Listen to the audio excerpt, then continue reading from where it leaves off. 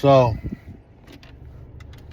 top of the day, I gotta show y'all the red and greens I got from Melrose, man. This is Rawnay.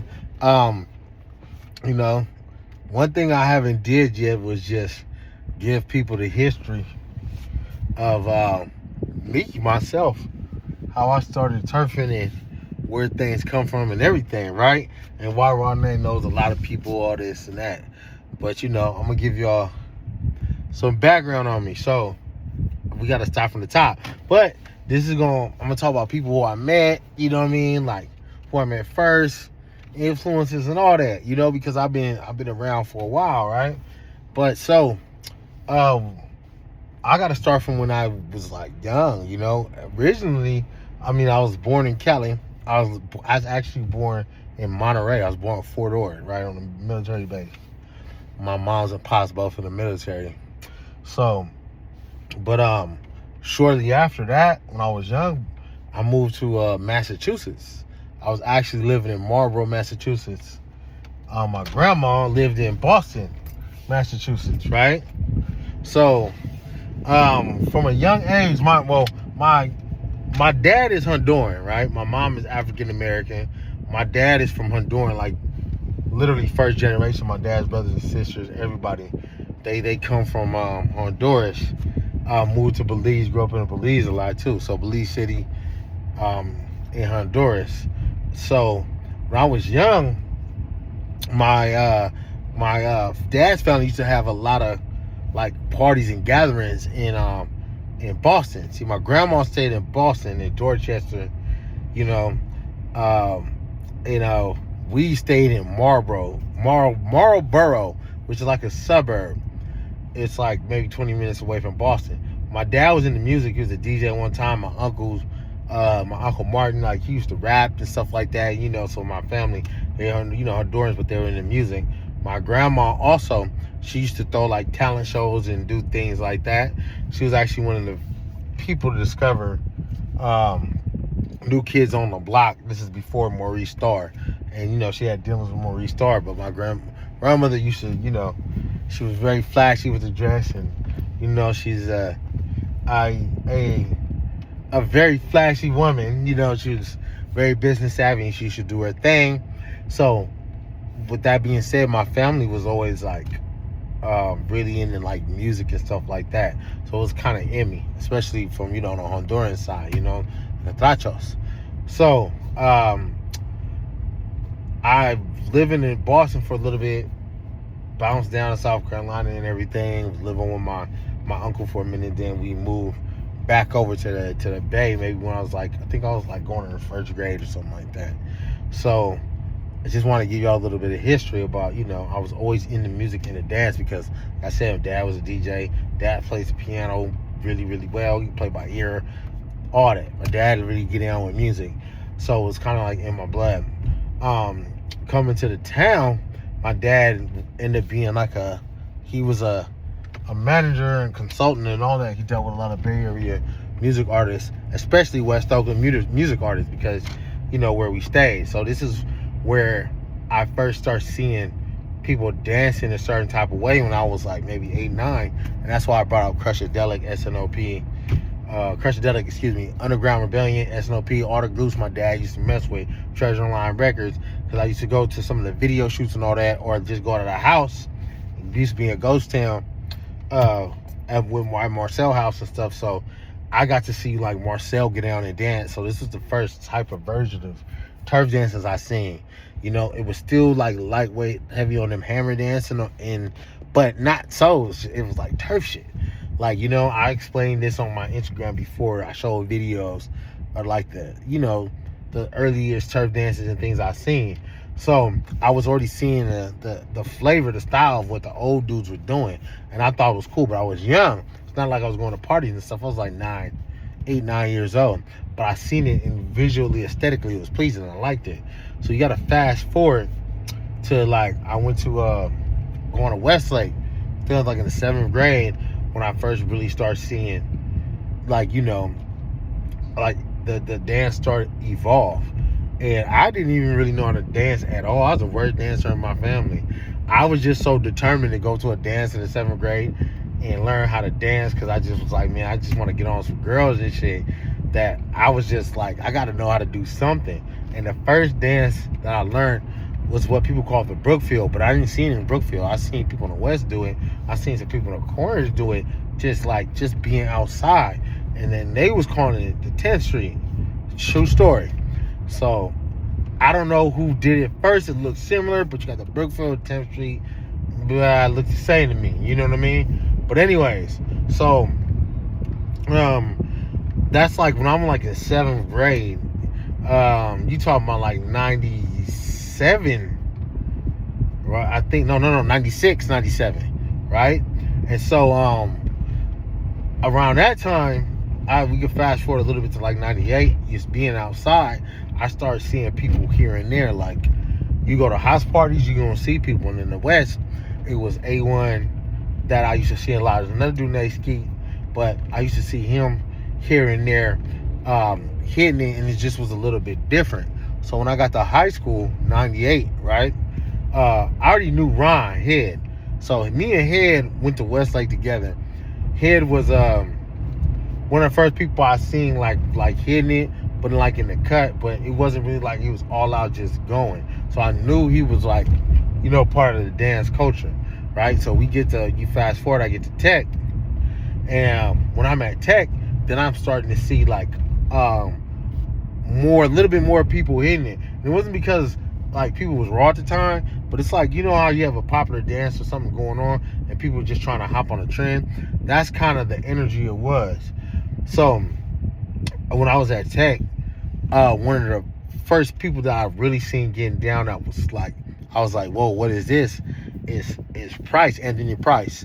And the reason why is me and Price cousin Stretch, shout out to my boy Stretch, that's one of my best friends. We used to kick it all the time. Stretch house is like right here on 59th, and then like Price stay like right on the side. Price, Kenny, and them stay right on the side. So Price be over there like all the time. Basically, Price live in 2 houses. So I'm first-handed getting to see Price mess with it. There's an event called Carrie Jama that like used to Carnival around May used to go, and everybody used to go there and just be like dancing. They play like reggae music and stuff. So originally, like, a lot of niggas used to hit it to that, like, you know, reggae type shit, for real, besides hood shit. And I remember coming, I went with Stretch, and then that was the first time I seen Price like really fucking with it hard. I went to school with the nigga and all this shit, right? Didn't go to parties with him yet, but he was at the Carrie Jama just fucking with it, just like on a boom, boom, boom, boom, boom, boom, boom, boom, boom, like doing just doing all this, just hitting the, like, he wasn't hitting the bust at that time, but he was just like shaking, and then, you know what I'm saying, like, he had the crowd and people just looking. He had some orange shirt, long sleeve or something, like, and I can't remember the shoes he had on, but it matched his shit or something like that. But he was just hitting that shit, and he had the coldest 2-step, and he kept doing it. I was trying to figure out what the fuck it was, but it was the 2-step. He was just smooth as shit. So this was like my end of my 9th grade year, when he was like really on some shit. Price is one of my first influences, and I was hanging out around Stretch all the time and shit. Price there all the time. So how can I not start really learning some other shit? So this is when I started getting a little bit into turf dancing. Before we even called turf dancing, nigga, it was called hitting that shit. And people used to run up to this nigga Price and be like, bro, hit that shit, Price. Price used to fuck with it. But then Price also was a nigga who told me about some other niggas. He told me about like Lucas, and that was one of the first niggas he told me about. Lucas also, shout out to baby Lucas from the West. I hadn't really seen him until around that time, and then him and Price had some like lightweight like pack, to where if Price is going, Lucas will kind of just sit and chill, and if vice versa, Lucas going, he gonna sit and chill, because they had a little different style. Lucas from the West, he, like, you know, he had a little bit he had that bounce, that shake. Price was just smooth as hell. They called him Pretty Boy Price for a reason.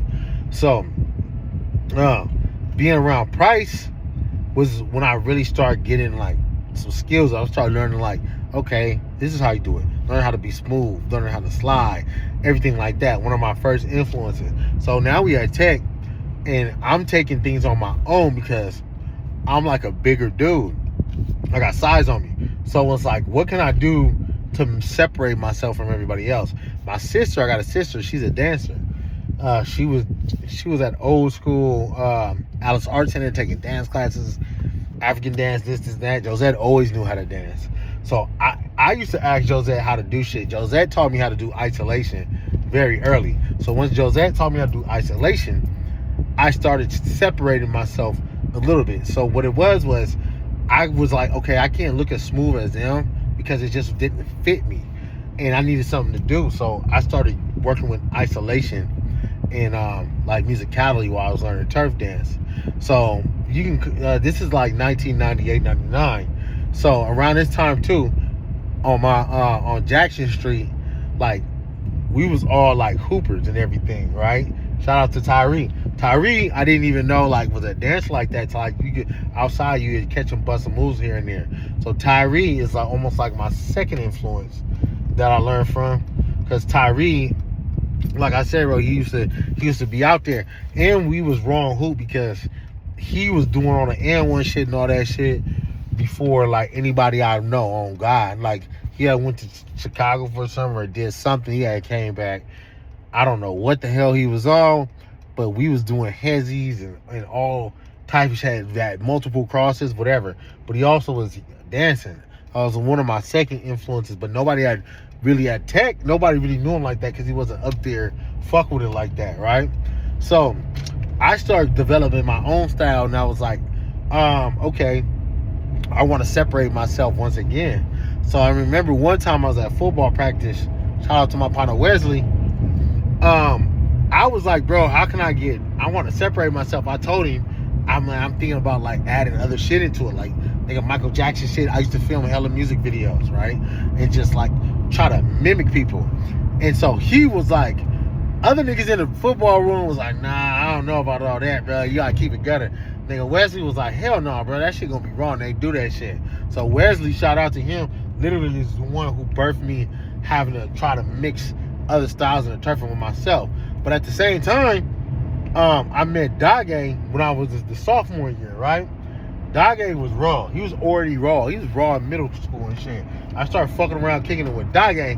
Start gaining a whole new style. Dage was doing his dad and moms and them used to throw Nigerian parties on 73rd, Outlook and all that. And Dage was always fucking with it. I started going up there fucking with Dage and shit. Rick used to be up there sometimes. Dage fuck with Sean McIntosh too. You know what I mean? But I used to take that shit serious and like bounce back. At the same time, Jamal Ligon was my partner. Jamal used to be really creative with ideas. So what he always used to do was come up with shit like the roller coaster and this and that. And Ligon used to come up with hella ideas, bouncing back and forth. Nobody knew me and Ligon used to be at the house really fucking with it, practicing all the time, putting music on, dancing because it was fun to us. And we used to clown. We wasn't that serious. We were like making shit up, doing gimmicky shit, being funny because we funny niggas. You know what I'm saying? Naturally anyways. So my style came from musicality, isolation, and creating shit, right? So while you got the Jacks and you got the Daryl Doves and everybody, they're just really like strictly turfing and just doing on some hood shit, hitting it, right? You had us that was just starting to develop shit a little bit more. At this time, a lot of my other partners didn't dance. Like Shep, he was more known for sports, but he danced a little, right? Then you had Rafael Duarte, my cousin Corey, who used to dance with us, used to be up until like late night hours fucking with him. And then what happened was we used to get on the bikes and ride around the town and just go like see what other people was on, what other niggas was doing in their styles. So we used to ride through Giant Burger to the spot in the north, you know what I'm saying, old school dope spot, and just kick it with niggas and hit it, right? And so other influences came from, rest in peace, Tank, man, Donald Robinson, and this other dude named Keith. So Tank, used to think I was saucy because, you know, Tank was a combination type dancer like me. So Tank used to be like, man, we go to functions and shit. Tank always used to try to bring me out, just like Price. Price was known for this. Price would be like, nah, let my cousin go, let my cousin go. And Price, boop, boop, boop, he'll clear the circle and move around the circle and clear it. And he'll let nigga come through and get his shine on, bro, because he like that, man. Price know what he doing, you know what I mean? But it's funny because, like, he'll get in on niggas and he'll get on nigga head. But if he know, like, you got it and you ready, he'll start doing that. Not if you're not ready. But Tank, same thing. He used to be like, hell no, bro. Y'all sleeping on Nay. Nay raw. So me, Corey used to go around Giant Burger and shit.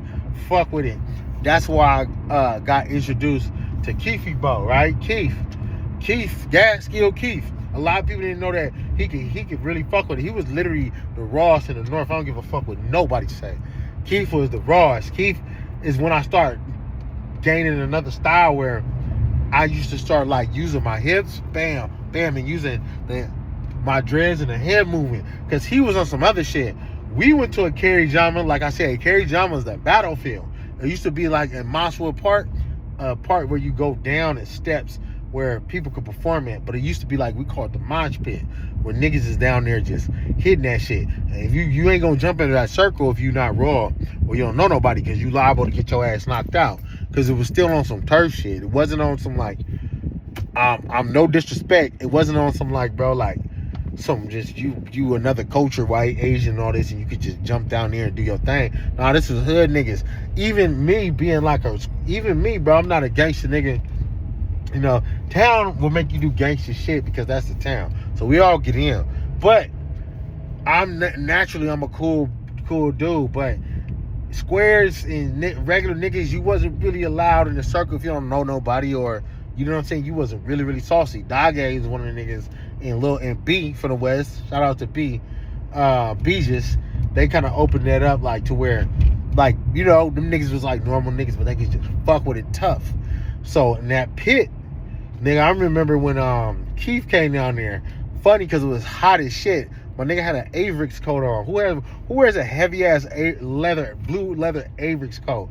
But my nigga had his dreads tied up like this, and he was out in Kerry Jama just serving niggas left and right, like clearing the circles and shit.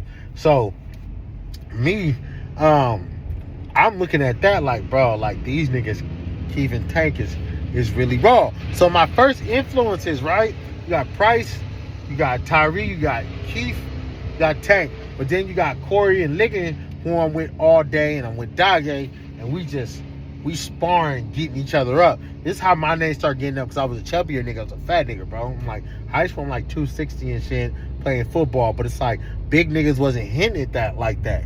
So I started getting the name, and niggas be like, bro, the big nigga with the glasses and shit that be hitting it. So I remember at one of these Kerry Jamas, the same one I'm talking about with Keith. Man, that's the first time you heard of Jack's name. You heard Jack because Jack was just popular, but to Price and my niggas, Jack was always like a young nigga because he's younger than them, and Jack was like a rougher dancer. So they was all smooth and they wasn't really like worried about Jack. They used to be like, Jack cool, but he's just too rough, he too wild. They used to say he too wild. And Jack used to Jack, that was his own thing though. I thought it looked good. It looked good on him though. Jack used to do Jack. But that Kerry Jama, that was the first time that I just jumped out on somebody that was really raw. I remember, nigga, it was just a pit, and I forgot who pushed me in. One of my partners, it might have even fucking been Chef, though. But I had on the Toronto Raptors jersey, the Vince Carter jersey. I had a Raptors hat with a claw, and I jumped out there, and it was just hella STI niggas in it. And then I just jumped out there and I just started hitting that shit. I started like fucking with it. This nigga looked at me. It was like, and I started doing a little car move, like boom, boom. But it's something that he used to do too. And he was like, oh, you think you want to do the car? Then he whipped out that one hand, bam. He started directing it, woo, woo, woo. I was like, oh shit, this nigga about to chew the fuck out of me. Dage came and saved the day. Dage let me hit it enough to get like, ooh, this nigga raw and have people looking. But when Jack came out with that nigga Dage jumped in, bam, did a little walk, came in, pushed me to the side. But it looked so smooth that I don't think people noticed what happened. Like that nigga literally saved me from getting like chewed. Because I was cool, but I wasn't like ready at that point in time, right? But fast forward, me and Corey, around the time I was becoming a senior, around that time, we was like going to so many functions. You see DJ Marcus, the interview I did, the functions that we went to was almost like a practice ground. So I was going to so many functions and shit with my sister, with Corey, with Shep Liggin and shit. We started getting known because we weren't going to the only functions in Oakland. We used to ride out deep to all the functions everywhere. Antioch, fucking, it don't matter, Stockton, Richmond, whatever. We ride out to them functions, we fucking with it. So this is why me and Shep started getting a lot more popular than other dancers that were already established in the town, because we were the ones who were spreading ourselves out so much every weekend. I'm talking about we going to functions Friday, Saturday, Sunday, Friday, Saturday, Sunday, Friday, Saturday, Sunday. If it's a holiday Monday, Friday, Saturday, Sunday, Monday. So we getting seen by artists, by people. So all of a sudden that buzz start kicking. That Renee and Shep, Renee and Shep, Renee and Shep, Shep and Renee, Shep and Renee. However you want to paint it, that's when that shit start kicking. So people start getting to notice us, right? And especially as the function starts spreading. So our legend and our shit started spreading a little more than people that maybe just been sitting in the town dancing. You know what I'm saying? Because of that. It was almost like a marketing strategy we didn't even know we were doing. We were just trying to go have fun and just fuck with it. So at this point in time, like, there was hella raw niggas. You had Daryl Dove, like I said, you had Jack, most of STI, you had Bree, you had Keisha, you had some of the ladies. My sister was hitting, you had Alvin, you know what I mean? My sister had influences on like O and a lot of Frisco dudes who people don't know. Who else you had? Like I said, Tank, Keith, Corey. Like, I'm from that generation where these dudes and stuff, we're all friends, we partners. You know what I mean? We're partners. So a lot of the people that people look up to and dance right now, I didn't meet them that way. That's why I could talk from a certain way. It's like, I met them when we were like, I actually know these niggas, I'm going to their house and we kicking it, and we just dudes who like to fuck with it because it's fun. It wasn't like a thing to know somebody like and learn from them like that, because it's just like, oh, that's my partner. If you're around somebody that can dance, you gonna learn how to dance. It's like me. After a while, everybody that was around me knew how to fuck with it. You just going to. I was on seminary, right? Fucking with my nigga Ed. Shout out to Ed, John Vine cousin. Me and Ed got hella close. So I'm on Sim, teaching on the Sim and the youngsters how to dance, man. Like, shout out to Vontae. Shout out to, first of all, shout out to Terrence. Shout out to, Terrence for the Doves. Shout out to Terrence, and shout out to Old School. Shout out to Will, Chubby Will. I already said Vontae. Shout out to Ant, little Ant. I'm telling you, I was on seminary and seminary court. That's where my nigga Edgar stayed. So we used to be up from seminary court to Bromley, bro. And I used to have them I'm teaching them youngsters. So this was when I was a little bit older, like 19-ish, when we started getting popular. So, Pete, before there was any groups, me and Shep was working security at Club 510, man. At Club 510, we met Nump. How we meet Nump was we was just fucking with it. And Nump was like, yo, niggas is raw, woo, woo, woo. I want y'all to meet my boys. He was an engineer, senior engineer at the studio in Alameda. Nump was like, hey, I want y'all to meet my boys. It was for the Baby Bash video and the Federation. It was a 2-for-1. So he ended up getting Shep's number, right? And getting in contact. And Rick Rock ended up calling this nigga Shep and was like, yo, man, I heard about you, da da da da. And so that's how we end up getting put on with the feds first, man. Shout out to Federation. So we came to the studio and we see the video. The video was of two young niggas dancing. We didn't know it was the Architects. We didn't know it was Meech and Scooby at this time. But it was some young niggas that they was going to put on their show and their tours. But when we came to the studio and we was fucking with it, they was like, we want y'all niggas, right? And so we took the show and took the gig from them without even knowing who they was. But they were in front of, it was in the bottoms in front of Rail House, fucking with it, dancing. But we didn't even know Rail at the time, right? So Um, Let me rewind a little bit. After the Numps found us out, let me tell you how Dav came in. Shep, right? We all knew Dav. Dav was Sterl cousin. I actually met Dav years before because Sterl came to Martinique, right? Martinique's my little cousin, Dave Mayhew, man. Shout out to Mayhew, cousin Martinique. She had a birthday party. I think it was her 16th birthday party or something. And at that time, I was already known for fucking with it. Sterling was fucking with us, hitting it. Sterling had told Dav about niggas he heard in from the town. He had told him about dog A's, whatever, and he mentioned me. Dav came through the party, right? I didn't know it was Dav at the moment, but Dav came through.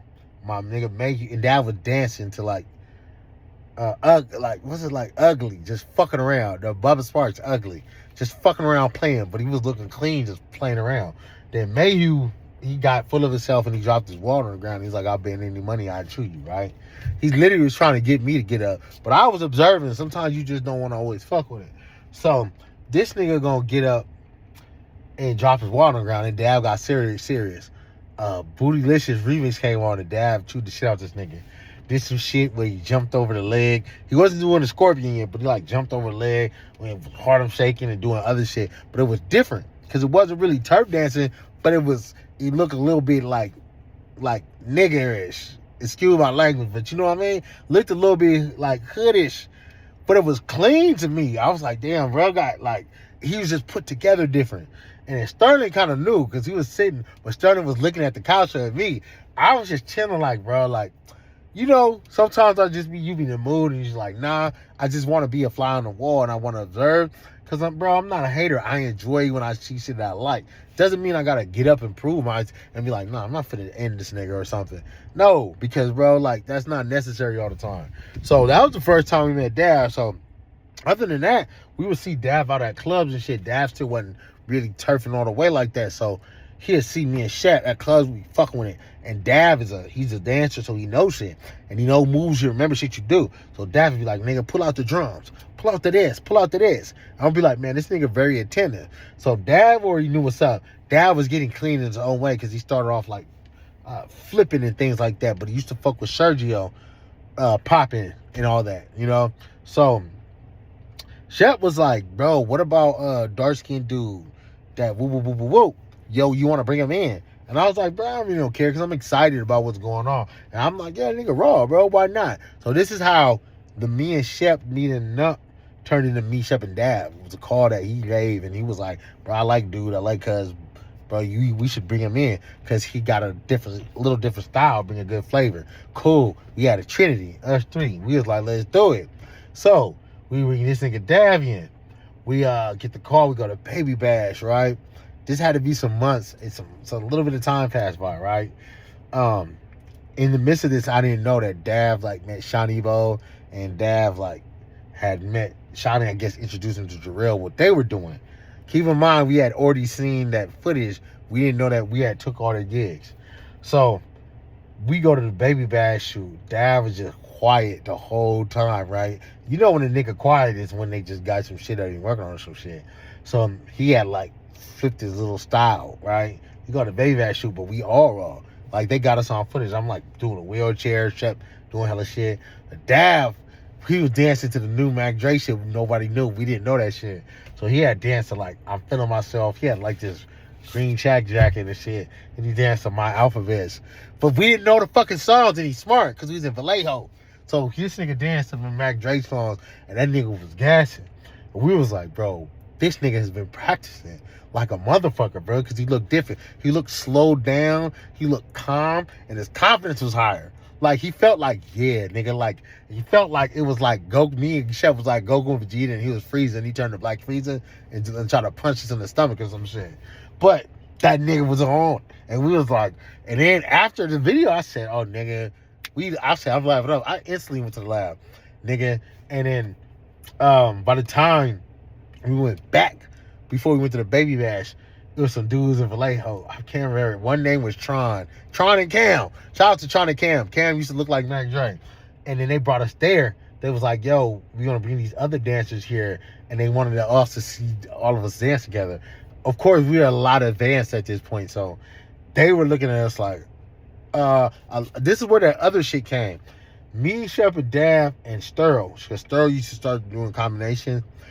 We was hitting it to where even Jack and Daryl and them was like, bro, they on that other shit. Y'all doing that other shit. This is where that other came from. It's because we elevated.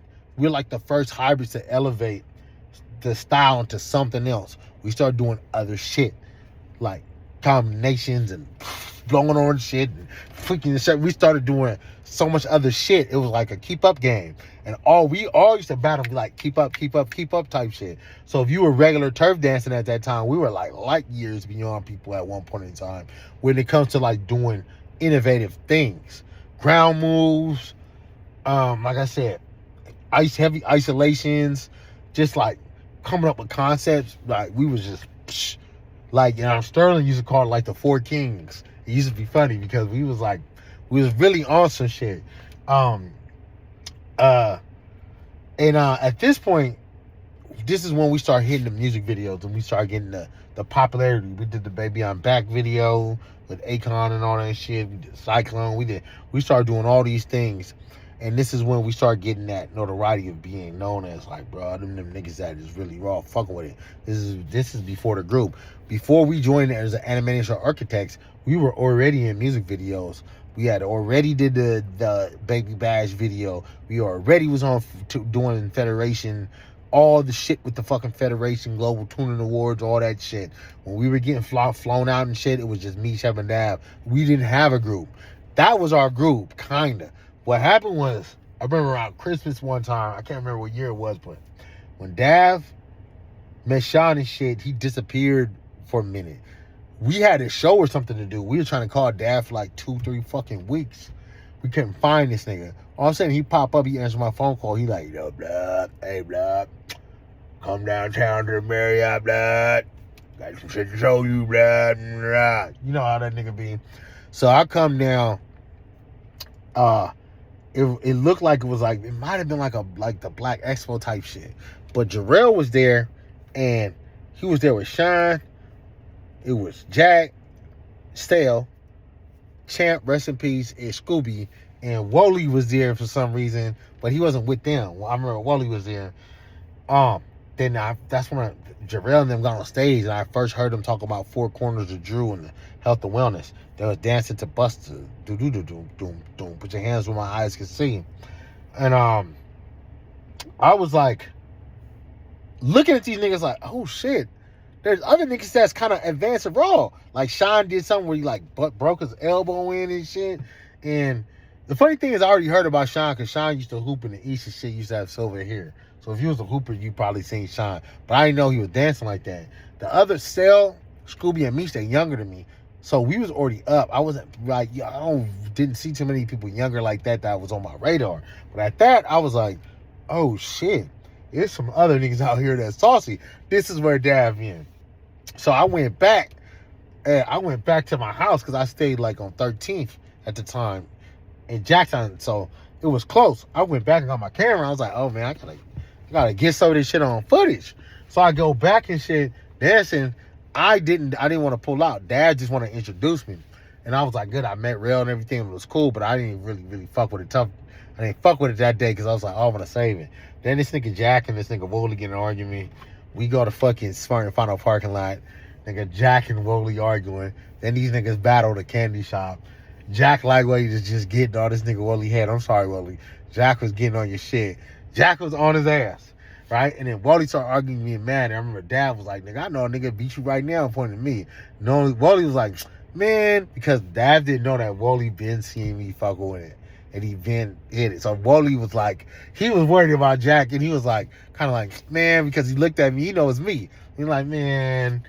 And they went back to their shit, right? So, boom, I tell Shep about, oh, Dad said, this is where you been. This is the dude, the group, the architects, whatever. And so eventually we pull Shep in. This is where we meet Rail. This is where the architects was a group already formed, but we already had our shows and shit and doing shit.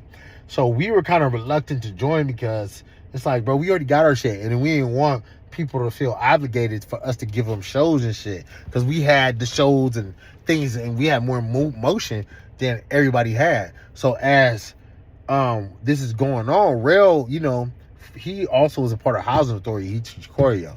So Rail was like trying to teach us choreo and moves, right? And I used to go to Rail's classes and help him sub. This is how I started teaching, because I want to learn how to teach so I could teach turf dancing. And Rail was one of the first people to teach me how to count, literally how to count, and how to try to put turf dance moves in counts, 8 counts. Shout out to Jarrell, literally, bro. And put me on with, hey, sub this class for me if you can. Do this, do that. So this is when we start subbing at Rudsdale, and this is where I meet like Looney and Flex. Those were the first like kids at Rudsdale that we was teaching. So this is pre-Turfins. They were architects. At one point in time, we were all architects. It was an A team and a B team. It was separated by age and more so than skill level.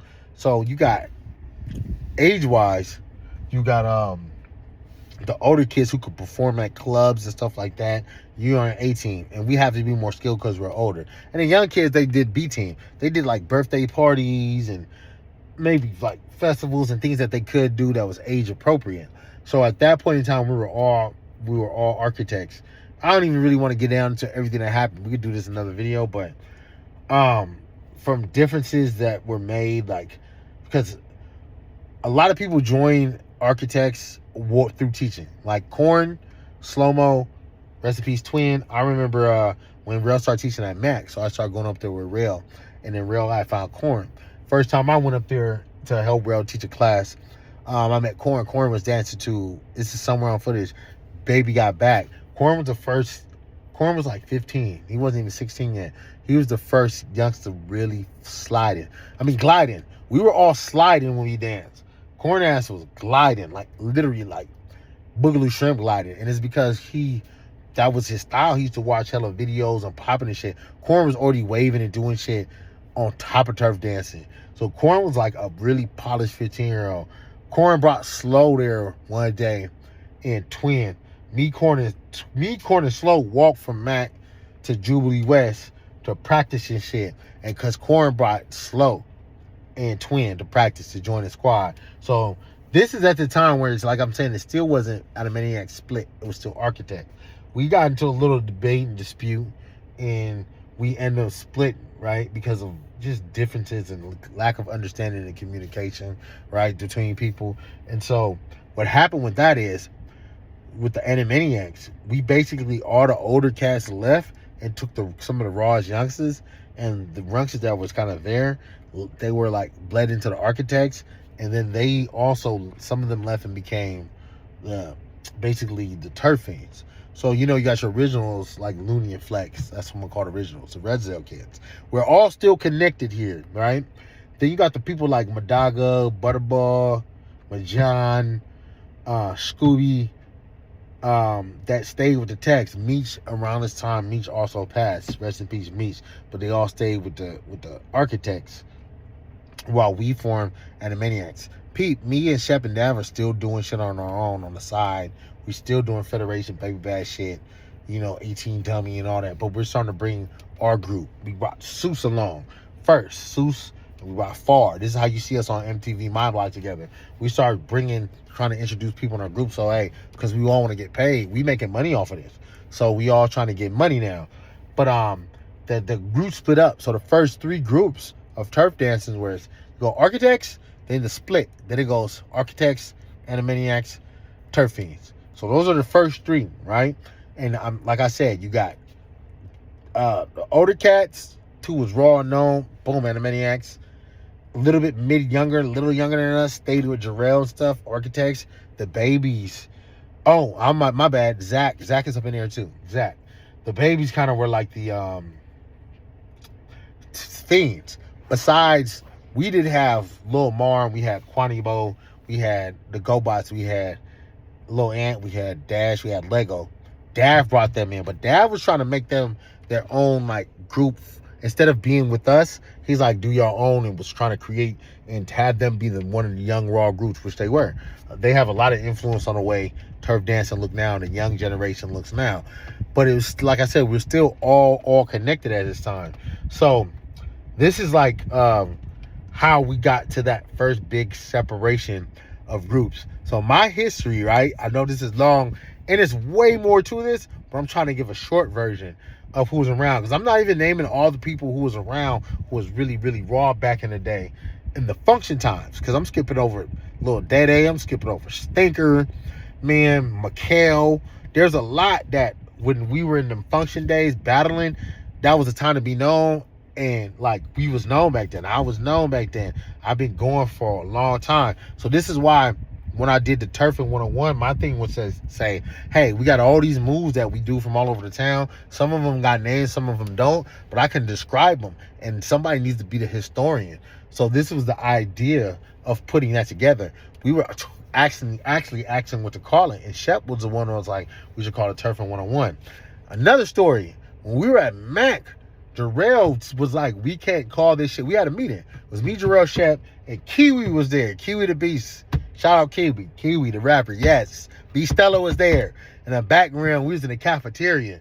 And he was asking us, like, what should we call the shit? Because we can't call it Hitting That Shit. That's the original name. People like to say gigging. Niggas was like, bro, hitting it.